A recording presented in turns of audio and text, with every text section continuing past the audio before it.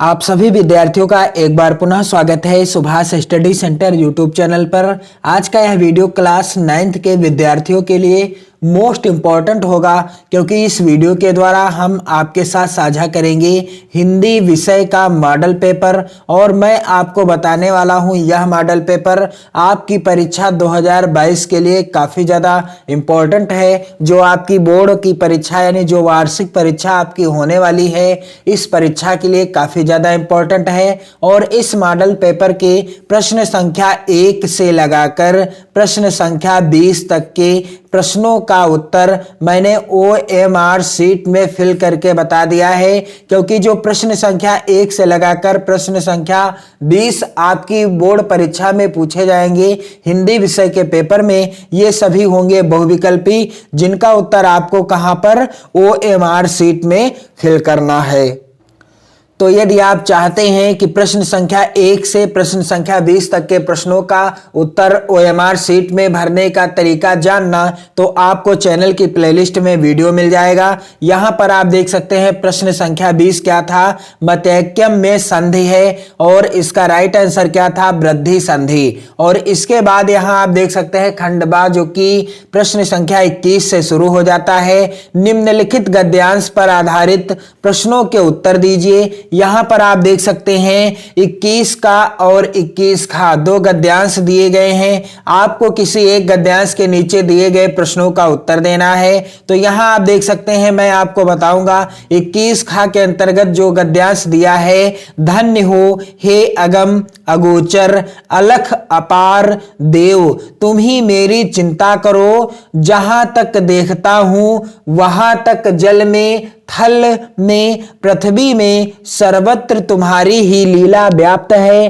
तथा घट घट में तुम्हारी ज्योति उद्भासित हो रही है। तो यह गद्यांश है, और इस गद्यांश का पहला प्रश्न है, उपर्युक्त गद्य खंड का पाठ तथा लेखक का नाम लिखिए। यानी इस गद्यांश के पाठ का नाम लिखना है, किस पाठ से लिया गया है और पाठ के लेखक कौन है। यह प्रश्न पूछा गया है 2 नंबर का। किस तरीके से आपको लिखना है बोर्ड परीक्षा में, आपको इस तरीके से हेडिंग डालना है, प्रश्नोत्तर नंबर 21 का। सबसे पहले आप क्या डालेंगे, खंडबा, इस तरीके से डालेंगे। फिर इसके बाद आपको हेडिंग डालना है प्रश्नोत्तर नंबर 21 का कौन सा, यहां पर आप देख सकते हैं 21 खा।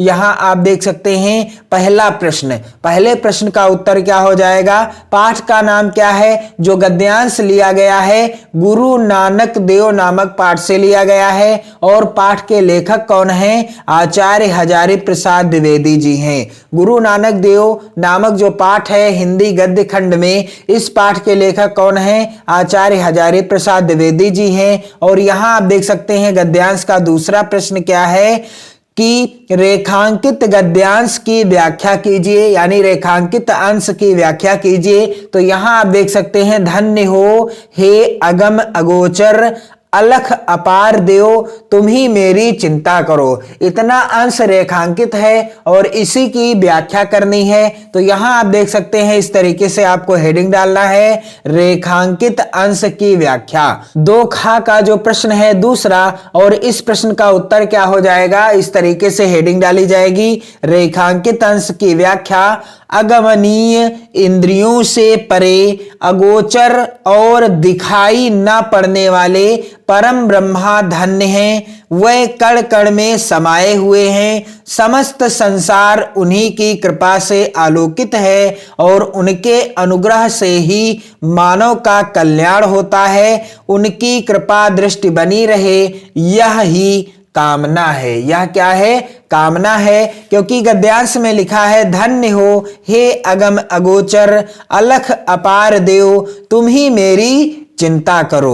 और यहां पर आप देख सकते हैं गद्यांश का तीसरा प्रश्न क्या है, अगम अगोचर तथा अपार देव की लीला कहां व्याप्त है। अगम अगोचर तथा अपार देव की लीला कहां व्याप्त है। तो धन्य हो हे अगम अगोचर अलख अपार देव, तुम ही मेरी चिंता करो, जहां तक देखता हूं वहां तक जल में थल में पृथ्वी में सर्वत्र तुम्हारी ही लीला व्याप्त है। तो इस प्रश्न का उत्तर आपको गद्यांश में ही मिल गया। यहां पर आप देख सकते हैं इस तरीके से आपको लिखना है कि अगम अगोचर अपार देव की लीला पृथ्वी पर सर्वत्र व्याप्त है। कहां पर? पृथ्वी पर सर्वत्र यानी सभी जगह व्याप्त है। अगला प्रश्न क्या है? यहां पर आप देख सकते हैं प्रश्न संख्या 22 का के अंतर्गत पूछा गया है निम्नलिखित पद्यांश पर आधारित प्रश्नों के उत्तर दीजिए। तो यहां पर आप देख सकते हैं पद्यांश है,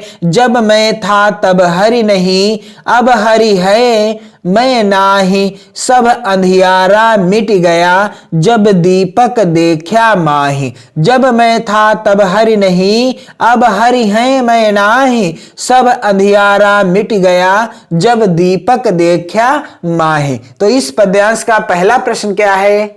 पहला प्रश्न है व्यक्ति को ईश्वर के दर्शन क्यों नहीं होते हैं? तो यहां पर इस प्रश्न का उत्तर क्या हो जाएगा? यहां आप देख सकते हैं इस तरीके से आपको हेडिंग डालना है प्रश्नोत्तर नंबर 22 का, प्रश्नोत्तर नंबर 22 का। और 22 का कौन सा? पहले प्रश्न का उत्तर क्या होगा कि जब तक व्यक्ति अहंकार से युक्त होता है तब तक ईश्वर के दर्शन नहीं होते हैं। जब तक व्यक्ति अहंकार से युक्त होता है तब तक व्यक्ति को ईश्वर के दर्शन नहीं होते हैं। इस पद्यांश का दूसरा प्रश्न क्या है? सब अंधियारा मिट गया, जब दीपक देखा माही का आशय स्पष्ट कीजिए। तो इस प्रश्न का उत्तर क्या हो जाएगा? तो यहां आप देख सकते हैं ज्ञान रूपी दीपक का प्रकाश मिल जाने पर अज्ञान रूपी अंधकार मिट जाता है। पद्यांश में भी लिखा है कि जब मैं था तब हरि नहीं, अब हरि है मैं नाही, सब अंधियारा मिट गया, जब दीपक देखा माही। अर्थात ज्ञान रूपी दीपक का प्रकाश मिल जाने पर अज्ञान रूपी अंधकार मिट जाता है। इस प्रश्न का यही उत्तर है। और अगला जो प्रश्न पूछा गया है पद्यांश का, प्रस्तुत दोहे में कौन से अलंकार प्रयुक्त हुए हैं? तो इस प्रश्न का उत्तर क्या हो जाएगा? इस प्रश्न का उत्तर हो जाएगा इस तरीके से आप देख सकते हैं प्रस्तुत दोहे में अनुप्रास एवं रूपक अलंकार की अभिव्यक्ति हुई है। प्रस्तुत दोहे में किस अलंकार की अभिव्यक्ति हुई है? अनुप्रास तथा रूपक अलंकार की अभिव्यक्ति हुई है। अगला प्रश्न यहां पर आप देख सकते हैं पूछा गया है प्रश्न संख्या 23 का के अंतर्गत निम्नलिखित संस्कृत गद्यांशों में से किसी एक का संदर्भ सहित हिंदी अनुवाद अपने शब्दों में कीजिए। तो यहां आप देख सकते हैं दो गद्यांश दिए गए हैं संस्कृत के, आपको किसी एक का संदर्भ लिखना है और हिंदी में अनुवाद करना है और यह प्रश्न पूछा जाएगा 4 नंबर का। तो संस्कृत का पहला गद्यांश क्या है? स्वामिनः रामकृष्णस्य जन्म बंगेश हुगली प्रदेशस्य कमारपुकुरु स्थाने 1836 खिताब्दे अभवत। तो इस पद्यांश का मैं आपको संदर्भ और हिंदी में अनुवाद बताऊंगा किस तरीके से आपको लिखना है। इस तरीके से आपको हेडिंग डालना है संदर्भ और क्या हो जाएगा संदर्भ? प्रस्तुत गद्यांश परमहंस रामकृष्ण नामक पाठ से उद्धृत है। प्रस्तुत जो गद्यांश है परमहंस रामकृष्ण नामक पाठ से उद्धृत है और इसका हिंदी अनुवाद क्या हो जाएगा? तो यहां पर आप देख सकते हैं इसका बिल्कुल सरल हिंदी अनुवाद, स्वामिनः रामकृष्णस्य जन्म बंगेश हुगली प्रदेशस्य कमारपुकुरु स्थाने 1836 खिताब्दे अभवत। क्या हो जाएगा हिंदी अनुवाद? इस तरीके से आपको हेडिंग डालना है हिंदी अनुवाद, स्वामी रामकृष्ण का जन्म बंगाल में हुगली प्रदेश के कमारपुकुर नामक स्थान में 1836 ईस्वी में हुआ था। कब हुआ था? 1836 ईस्वी में हुआ था। इसके बाद आप देख सकते हैं लिखा हुआ है तस्य पितरो परम धार्मिको आस्ताम, तस्य पितरो परम धार्मिको आस्ताम अर्थात उनके माता पिता अत्यंत धार्मिक विचारों के थे। किनके? स्वामी रामकृष्ण जी के माता पिता अत्यंत धार्मिक विचारों के थे। और यहां आप देख सकते हैं बाल्यकाला देव रामकृष्ण अद्भुतम चरित्रम अदर्शयत। क्या हो जाएगा हिंदी अनुवाद? कि बचपन से ही रामकृष्ण ने अपने अद्भुत चरित्र को प्रदर्शित किया और उसी समय क्या हुआ, तदानीमेव ईश्वरे तस्य सहजा निष्ठा अजायत। क्या हो जाएगा हिंदी अनुवाद कि तदानीमेव ईश्वरे अर्थात उसी समय उनकी ईश्वर में स्वाभाविक आस्था हो गई। उसी समय इनकी ईश्वर में स्वाभाविक यानी अपने आप आस्था हो गई। ईश्वरस्य आराधनावसरे सह सहजे समाधो अतिष्ठित। तो क्या हो जाएगा हिंदी अनुवाद कि ईश्वर की आराधना के समय वह स्वाभाविक समाधि में बैठ जाते थे। ईश्वर की आराधना के समय वह स्वाभाविक समाधि में बैठ जाया करते थे। अगला जो प्रश्न है 23 खा के अंतर्गत पूछा गया है, निम्नलिखित संस्कृत पद्यांशों में से किसी एक का संदर्भ सहित हिंदी में अनुवाद कीजिए। तो यहां पर आप देख सकते हैं 2 पद्यांश दिए गए हैं संस्कृत के। आपको क्या करना है, किसी एक पद्यांश का संदर्भ और हिंदी में अनुवाद करना है। तो मैं आपको बताने वाला हूं, यहां पर जो 23 खा का दूसरा है पद्यांश, इसका संदर्भ और हिंदी अनुवाद। तो यहां पर आप देख सकते हैं इस तरीके से आपको हेडिंग डालना है, प्रश्नोत्तर नंबर 23 खा का दूसरा, और यहां पर संदर्भ क्या हो जाएगा, प्रस्तुत पद्यांश वंदना नामक पाठ से उद्धृत है। प्रस्तुत जो पद्यांश है किस पाठ से लिया गया है, वंदना नामक पाठ से लिया गया है। संदर्भ कुछ इस तरीके से लिखा जाएगा और हिंदी अनुवाद क्या हो जाएगा, यहां पर आप देख सकते हैं बुद्धिमान नीतिमान वाग्मी श्री मां छत्रो निर्वाणः विपुलांशो महाबाहु काब्रग्रीवो महाहनु। क्या हो जाएगा हिंदी अनुवाद कि राम बुद्धिमान नीतिमान बोलने में कुशल शोभा वाले शत्रु विनाशक ऊंचे कंधे वाले विशाल भुजाओं वाले शंख के समान गर्दन वाले बड़ी ढोड़ी वाले हैं। तो ये हो जाएगा हिंदी अनुवाद। यहां पर आप देख सकते हैं प्रश्न संख्या 24 के अंतर्गत पूछा गया है, लक्ष्मी का स्वागत एकांकी के शीर्षक की उपयुक्तता पर अपने विचार प्रकट कीजिए, अथवा दीपदान एकांकी की प्रमुख स्त्री पात्र का चरित्र चित्रण कीजिए। यह प्रश्न पूछा गया है 5 नंबर का और मैं आपको बताऊंगा दीपदान एकांकी की प्रमुख स्त्री पात्र का चरित्र चित्रण। तो यहां पर इस तरीके से आप देख सकते हैं प्रश्नोत्तर नंबर 24 का अथवा, और यहां पर आप देख सकते हैं जो दीपदान एकांकी है जिसकी स्त्री पात्र प्रमुख कौन है, पन्नाधाय हैं। यहां पर आप देख सकते हैं इस तरीके से आपको हेडिंग डालना है।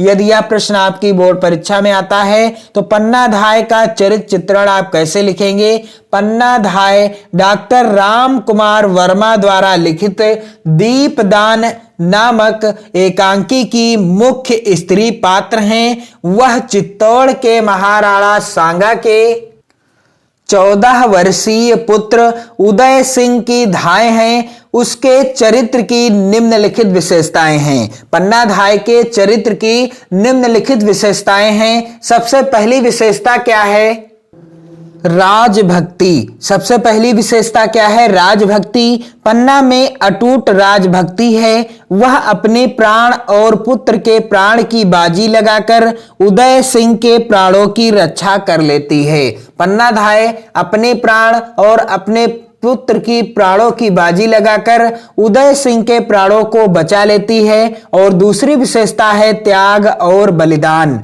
पन्नाधाय में त्याग और बलिदान की भावना कूट कूट कर भरी हुई है। उसमें अटूट कर्तव्य निष्ठा है। उदय सिंह की रक्षा के लिए वह अपने पुत्र चंदन को बलिवेदी पर चढ़ा देती है, जो उसके त्याग का एक जीता जागता प्रमाण है। उसके त्याग का क्या है, एक जीता जागता प्रमाण है। और तीसरी विशेषता है पन्नाधाय की कमल सा कोमल और वज्र सा कठोर हृदय। पन्ना का हृदय कमल से भी कोमल है और वज्र से भी कठोर है। एक ओर उसके हृदय में अपने प्यारे चंदन के प्रति ममता का सागर उमड़ पड़ रहा है।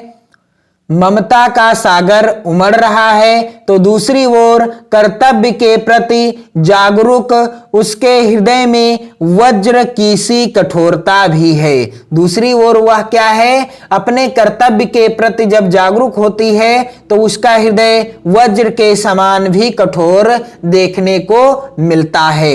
और अगली विशेषता क्या है, वीरांगना। अगली विशेषता है वीरांगना।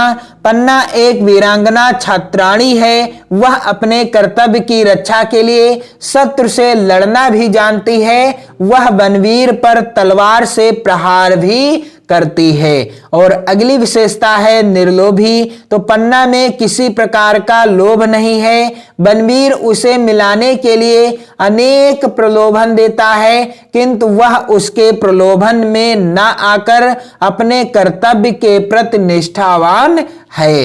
अगली विशेषता है पन्नाधाय के चरित्र की, धैर्यवती। पन्ना में धैर्य कूट कूट कर भरा हुआ है। वह पुत्र का वध होते अपनी आंखों से देखती है, किंतु कर्तव्य पथ से थोड़ी भी विचलित नहीं होती है। और अगली विशेषता है चतुर और दूरदर्शी।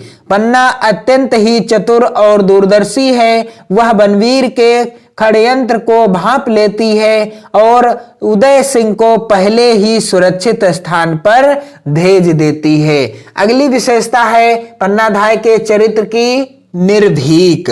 पन्ना स्त्री होते हुए भी अत्यंत निर्भीक है। वह अकेले ही बनवीर का प्रतिरोध करती है। तो ये कुछ विशेषताएं हैं पन्नाधाय के चरित्र की, और यह मोस्ट इंपॉर्टेंट है प्रश्न आपकी परीक्षा 2022 के लिए। इसे आप जरूर तैयार कर लीजिएगा। प्रश्न संख्या 25 का के अंतर्गत पूछा गया है, निम्नलिखित लेखकों में से किसी एक का जीवन परिचय देते हुए उनकी किन्हीं दो रचनाओं का नाम लिखिए। तो इस प्रश्न का उत्तर मैं आपको अगले वीडियो के पार्ट में दूंगा। आप इस वीडियो को अपने मित्रों में जरूर शेयर करें और साथ ही साथ अपने प्यारे प्यारे कमेंट भी करते रहें। चैनल के साथ जुड़कर 2022 की बेहतर तैयारी करते रहें और अपनी पढ़ाई को बेहतर ढंग से करते रहें। जय हिंद।